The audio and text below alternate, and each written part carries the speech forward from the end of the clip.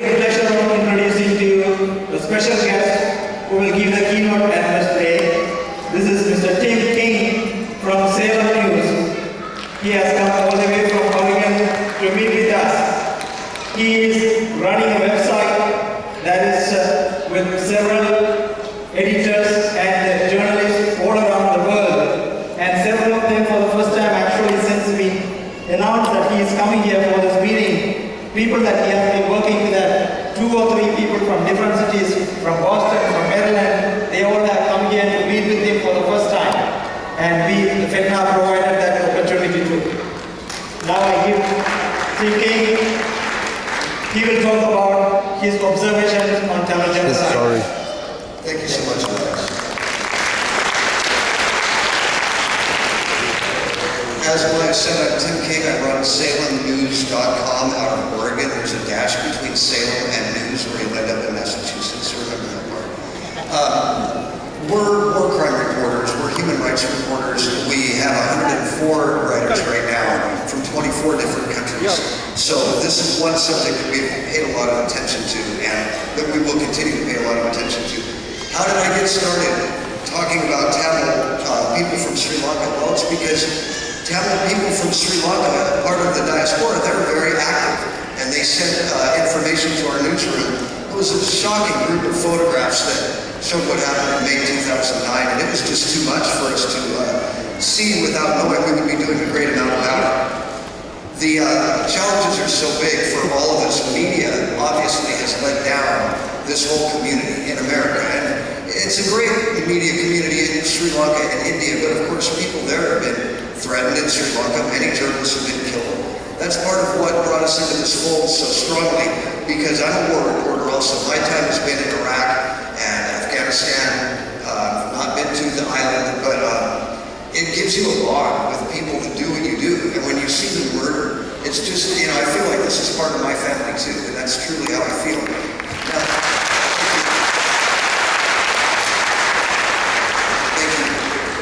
and over the time that I've been doing this, I have made so many friends, and so many of you are out there right now, people that have sent this information to me. Just last week, we revealed a new video that, you know, it's also gloomy, but it's proof positive that one of the reporters who belonged to the LTTE, who was murdered, and we know she was murdered, was indeed, her body was staged to appear to be a regular combatant. And the video, the fact that the SLA, the Sri Lankan Army, shot so much of the video, it's proof of so many things that, A, you can't hide war crimes, even if you really try to, they can't be hidden. And they really tried.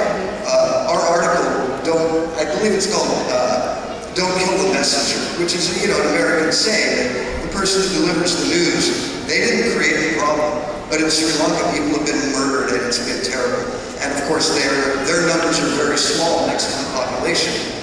You've got all the surrendered, you know, the white flag killings that took place. Try to imagine. You believe that a government will honor its word and that you can surrender, send your little boy with bodyguards to the enemy to surrender, believing that they will take care of him. And all they do is murder everybody. And so there's just too much of this. So our goal right now is to keep talking about all the things that happened. Obviously, I'm not paying attention to my slideshow, but you see Tamil Iran. This is artwork here by Carlos Latif, who is a strong advocate for all levels of human rights. The story is pretty simple, and this one right here, this image is a haunting one because it's the razor blade in the snow cone being held out to the journalist. Come on, you're okay, come on in, we won't hurt you. And then we know that just last week in Sri Lanka, 9 more journalists, at least 9 more, were arrested, taken into custody. It's just a terrible situation. The United States government has to do something about it. So we hope that our reports about all of this will keep helping the diaspora, UST PAC, and by the way, FEDNA, what a fantastic.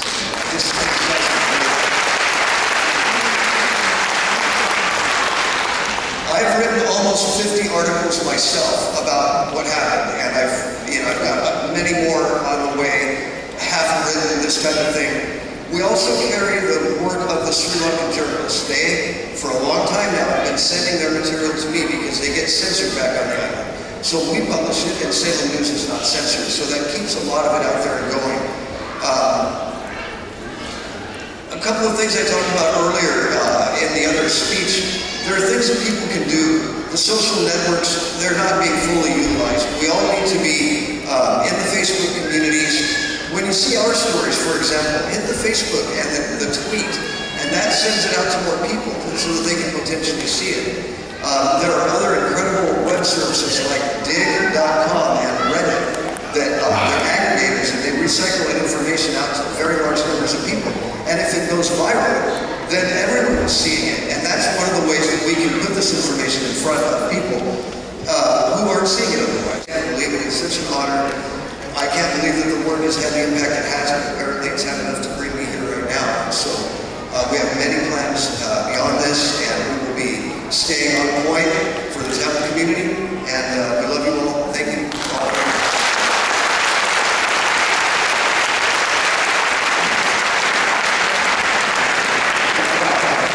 Thank you very much, Ken. How are you?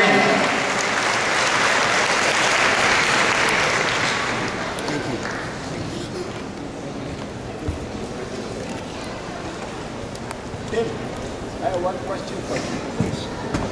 What are you doing to preserve the identity of those Sri Lankan journalists who are sending you information? Because if the government gets to know them doing it, their life is at jeopardy. So what protection are you giving to them, which will help them to continue? நாளைய காலை நிகழ்ச்சிகள் சரியாக 8 மணிக்கு உங்கள் அபிமான நட்சத்திரங்கள் சந்திப்புடன் ஆரம்பிக்க இருக்கிறது. காலை நிகழ்ச்சிகளை வழங்க இருக்கும் தமிழ்ச்சங்கங்கள் பாஸ்டன் தமிழ்ச்சங்கம், நியூஜெர்சி தமிழ்ச்சங்கம், கரோலைனாஸ் தமிழ்ச்சங்கத்தினரை குறித்த நேரத்தோடு வந்து விடுமாறு அன்புடன் கேட்டுக்கொள்கிறோம். அமெரிக்க பாராளுமன்ற உறுப்பினர்கள் பேசியதுதான் இந்த 20 என்ற அவருடைய நாடகம். அந்த நாடகத்தை புரிந்து கொள்வதற்காக உலகத்தை ஏமாற்ற பார்த்தார்கள். அது முடியவில்லை.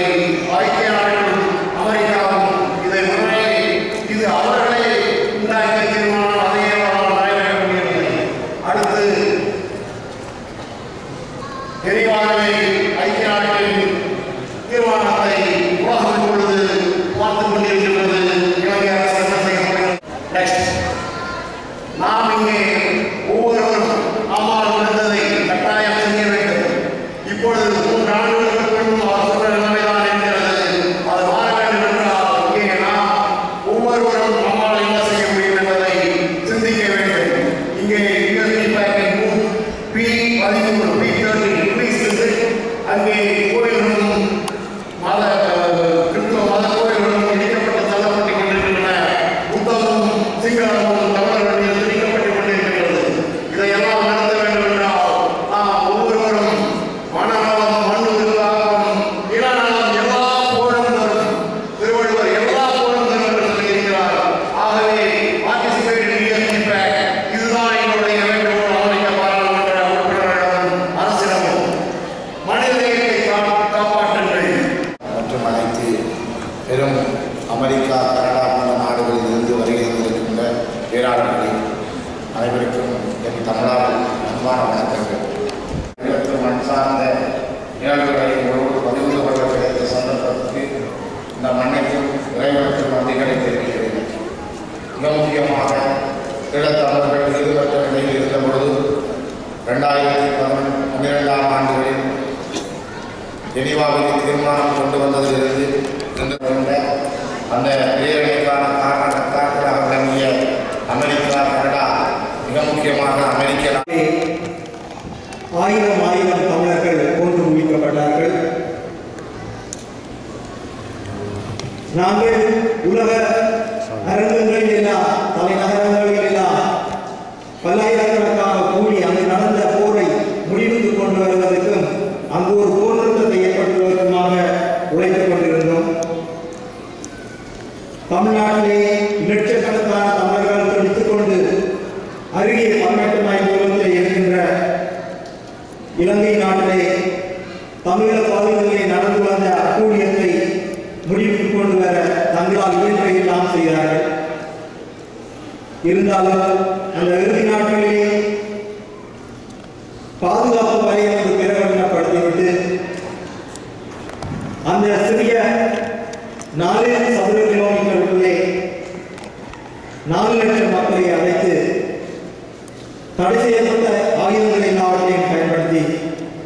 அங்கு 40,000 முதல் 100,000 வரையான மக்களை அங்கு கொலை செய்வதை உலக தமிழர்களாகியவர்களாலும் அருகே இருந்த தமிழக தமிழர்களாலும் தடுக்க முடியாமல் போனது பெரிய துர்பாக்கியமே.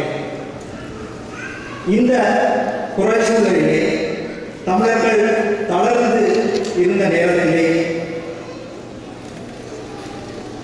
அப்போது நாங்கள் நடனத்தில் சொன்னது போல நாங்கள் வீழ மாற்றோம், சாவுக்குள்ளே வாழ்கின்றவர்கள் நாங்கள் மீண்டும் எழுவோம், பீனிக்ஸ் பறவை போல எழுவோம் என்று சொல்லி தமிழ் மக்களுக்கிடையே ஒரு நம்பிக்கையை ஏற்படுத்த வேண்டும் என்ற நோக்கத்துடன் அமெரிக்க தமிழர் அரசியல் சேவை இங்கு உள்ள ஆர்வலர்களை இணைத்து தமிழ் அமெரிக்கர்களிடையே அந்த அமைப்பை உருவாக்கியது.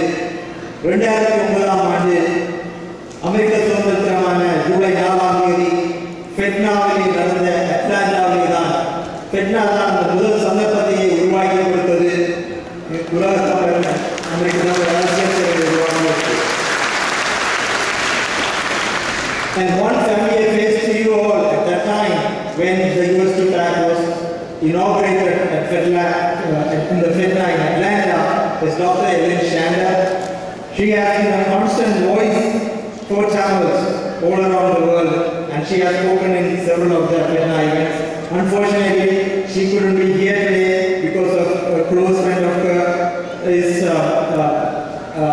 in bed with a terminal cancer in France, and she sends her regrets and at the same time wishes to you all for a successful convention. So UST Pact, as I said, was formed at FEDNA, and in the 3 short years we have achieved a few things. Our goal is to bring a peaceful resolution of the conflict in Sri Lanka based on self-determination according to nations. We consider Tamils in Sri Lanka as a nation, and they have a right of self-determination. They will have to ultimately decide their fate.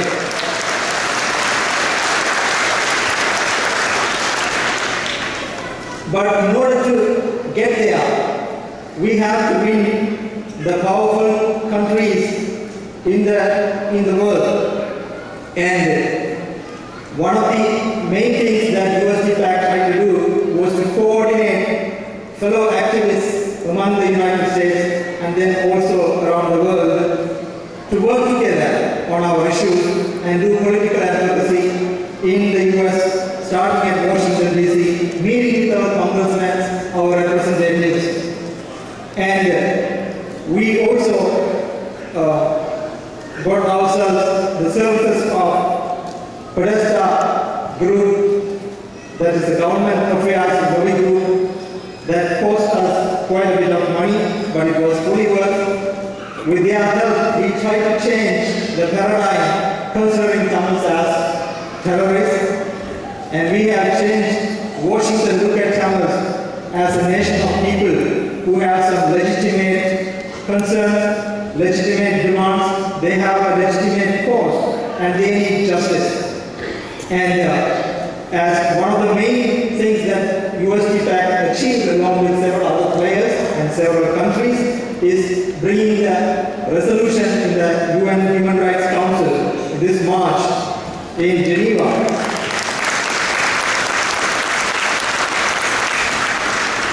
That for the first time put Sri Lanka on notice that they have to implement the recommendations of their own commission in terms of the positive recommendations that came out from there in terms of demilitarization, compensation to the victims, etc. But he also said that Sri Lankan government's commission did not say anything about investigating the war crimes, and that accountability mechanism is lacking there. This resolution called for them to act upon that too.